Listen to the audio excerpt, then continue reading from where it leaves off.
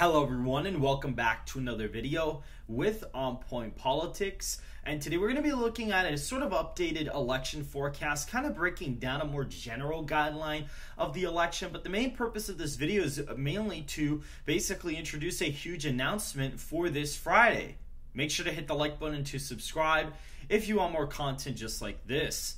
And so the big announcement for this Friday is that we are going to be having on Tom Ellsworth, the BizDoc, with Amy Dangerfield from Valuetainment and the Decision 2024 show that they have over there on Patrick Bet-David's channel. And we're going to be going ahead and doing a collaboration with them this Friday. The episode will be coming out on my channel. They'll be on having a discussion with us in terms of the presidential election, the polling industry, and a lot more. And it'll probably be about half an hour long. So definitely be tuned to check that out 100%. And we will go ahead and let you guys know once that releases or when it's close to releasing.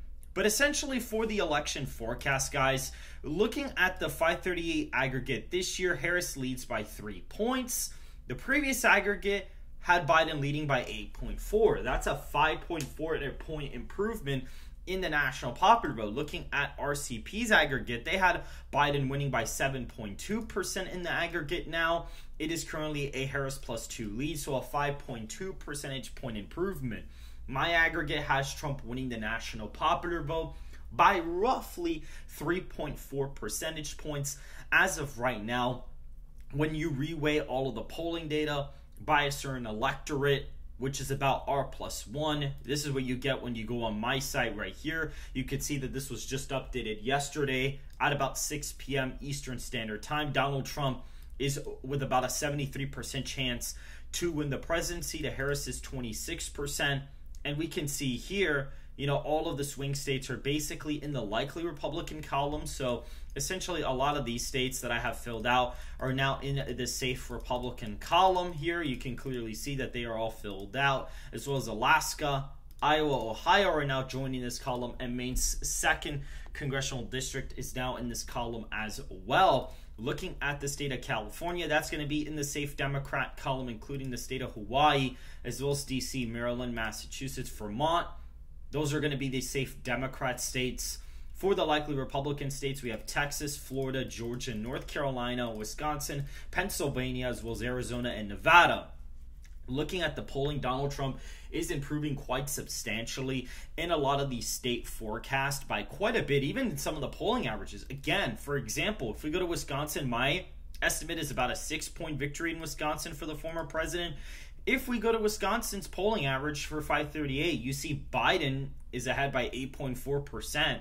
Right now, Harris is up by about 2.7, so that's roughly around a 6-point improvement, almost a 6-point improvement for Donald Trump in their polling average. And 538 is now being run by somebody else, which arguably may even make it skew to the left even more than what it actually will be.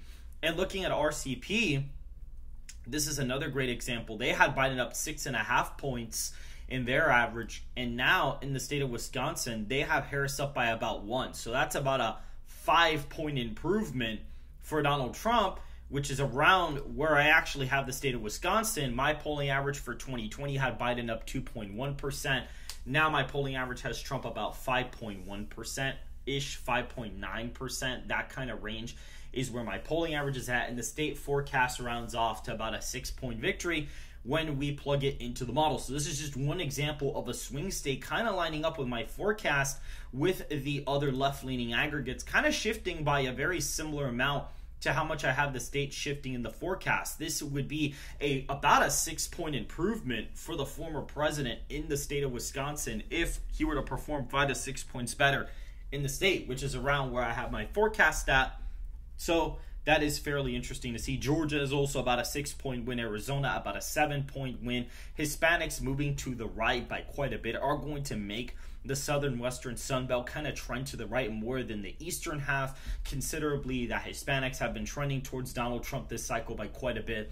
In a lot of the polling data, he's been anywhere from being competitive to trailing with them by about 15 points against Kamala Harris, which is not good enough for President Biden because he was overestimated with them in 2020, and he actually ended up getting Donald Trump got about 35% of the Hispanic vote last time nationwide. So if he improves on that, even by 5 points, he's going to be doing a lot better in some of these southern western areas. And at that point, Arizona would basically be out of reach for Kamala Harris, which is kind of where I'm at in my analysis.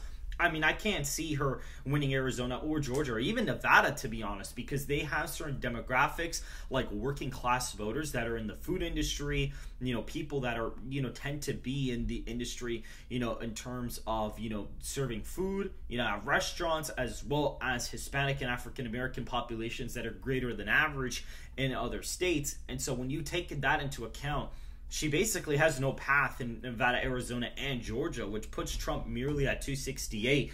And Wisconsin and Pennsylvania basically put him over the top at 297.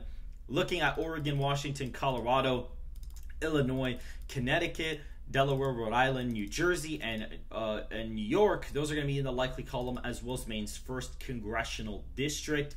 Those are going to be safe, or at least used to be safe, Democrat states. In the previous cycle, they are now in the likely category for Kamala Harris compared to Joe Biden winning all those states by over 15 points in the last cycle. Michigan would be about a 3 to 4 point win. Nebraska second, 1 to 2 points for Donald Trump. And looking at New Mexico and Virginia, as well as Maine, these are going to be in the lean Democrat column at just about 2 to 3 point victories for Kamala Harris. These states used to have, anywhere from 9 to 11 point victories for Joe Biden in the last cycle. So the fact they're even this close is pretty concerning for Kamala Harris. And the last 2 states, Minnesota and New Hampshire, are currently forecasted to narrowly go to Kamala Harris, but they are very competitive. When you reweigh all the polling data to a correct target electorate, similar to 2020, you actually find that the states are much more competitive than what they previously were back in 2020. What's interesting is that Georgia, for example, today they came out of a poll with about a Trump +3 lead out of the state of Georgia. And what's funny about that poll is it's actually a D+3 sample. The electorate in Georgia will not be anything D+ favorable. It's just not going to happen, because the electorate last time was R+4, give or take, and the states had a historically Republican nature. And so I cannot see Georgia having anything below a tight electorate, really. It could be R+2, maybe it's R+3, who knows? I'm weighing to the same electorate as 2020 in my average just to play it safe. And Donald Trump is still winning my average by about a couple points. And when you factor in the demographic model and the estimated popular vote plus the state trend model, this is what you get in the state of Georgia, roughly give or take. North Carolina, the mail-in data is looking really bad for Democrats. Pennsylvania, the same thing. There's about 300 mail-in requests from Pennsylvania that have just completely disappeared from the state. And so that is a really big problem for that, for Kamala Harris. And in Arizona, Nevada, she's had very big weaknesses with Hispanics as well as Texas. And so right now, I do have a pretty modest Donald Trump victory as my projection. And if you guys want to know more about what I believe about the polling industry, what my forecast, we can talk a little bit more about each individual state. I am going to be obviously collaborating with Tom and Amy on Friday. So if you guys want to go ahead and check that out, I would greatly appreciate all the support on that. And so I will see you guys in the next video.